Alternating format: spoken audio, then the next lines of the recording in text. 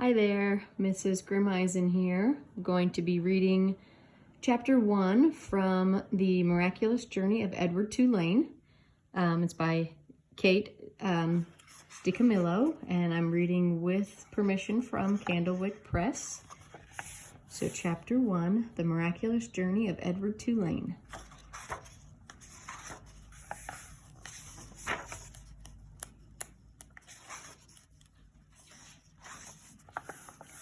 Once in a house on Egypt Street, there lived a rabbit who was made almost entirely of china.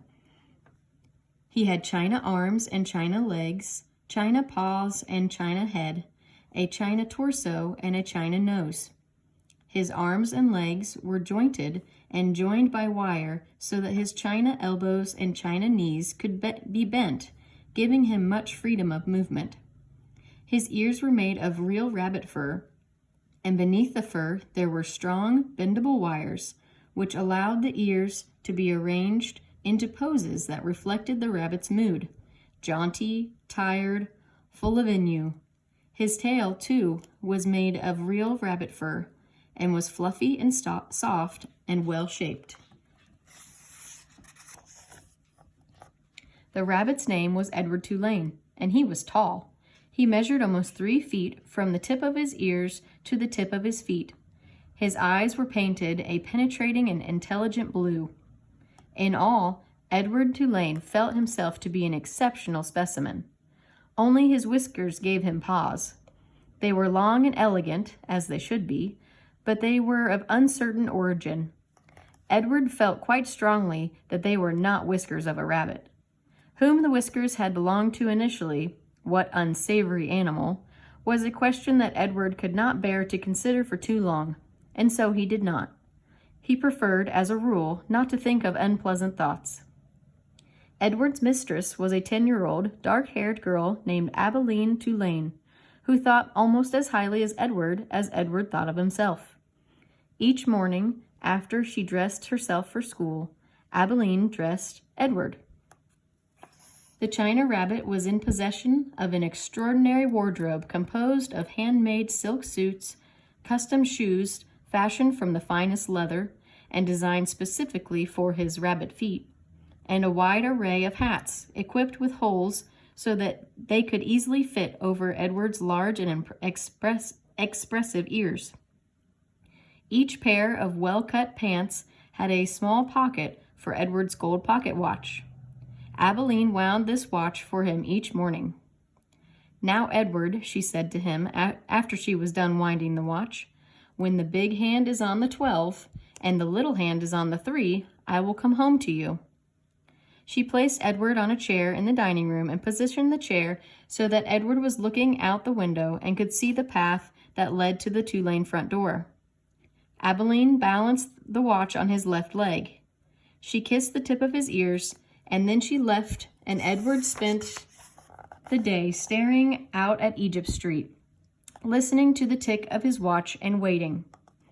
Of all the seasons of the year, the rabbit most preferred winter, for the sun set early then, and the dining room windows became dark, and Edward could see his own reflection in the glass.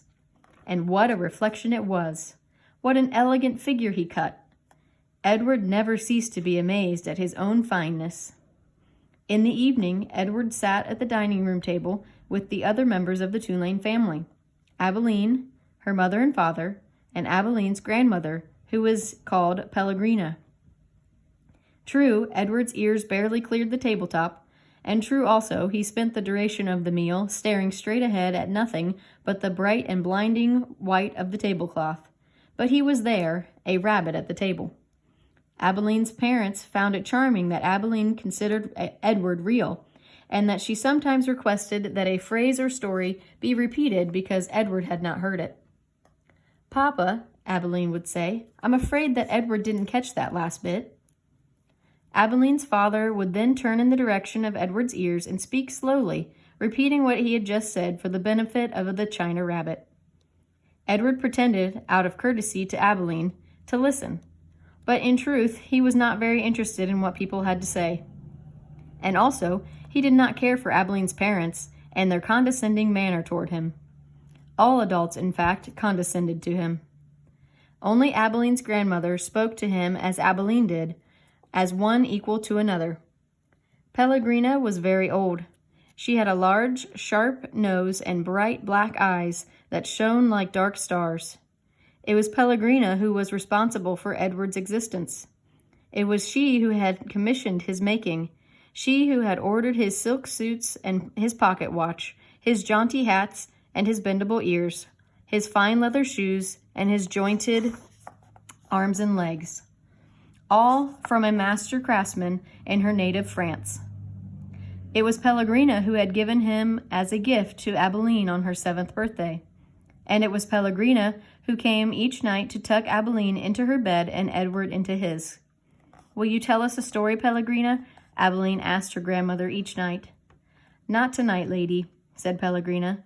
"When?" asked Abeline. "What night?" "Soon," said Pellegrina. "Soon there will be a story."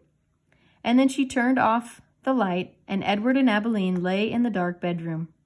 "I love you, Edward," Abeline said each night after Pellegrina had left.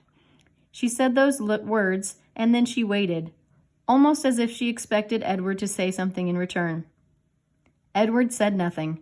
He said nothing because, of course, he could not speak. He lay in his small bed next to Abeline's large one. He stared up at the ceiling and listened to the sound of her breath entering and leaving her body, knowing that soon she would be asleep. Because Edward's eyes were painted on and he could not close them, he was always awake. Sometimes, if Abeline put him into his bed on his side instead of his back, he could see through the cracks in the curtains and out into the dark night. On clear nights, the stars shone, and their pinprick light comforted Edward in a way that he could not quite understand. Often he stared at the stars all night until the dark finally gave way to dawn. And that's chapter 1 of the Miraculous Journey of Edward Tulane. We'll continue chapter 2 next time.